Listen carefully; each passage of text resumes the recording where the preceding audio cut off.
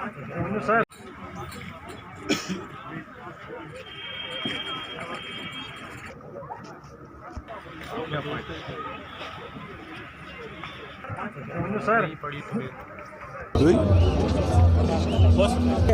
आज का ये जो 2 दिन का फेस्टिवल हमने पहलगाम कार्निवाल विंटर कार्निवाल के हवाले से जो है मुनक़्क़द किया है।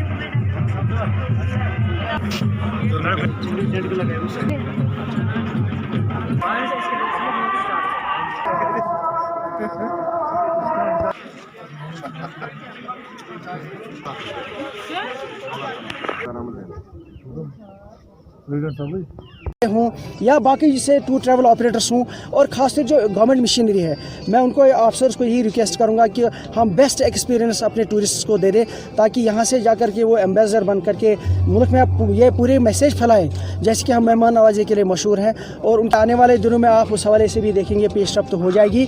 हमने कुछ चीज़ें पहले ही प्लान की हुई है, इंशाल्लाह आने वाले दिनों में आप देखेंगे उससे पूरा अमल होगा और किसी किस्म की कोई शिकायत न रहे। डिपार्टमेंट की पूरी कोशिश है हर टूरिस्ट डेस्टिनेशन को इक्वली प्रमोट किया जाए।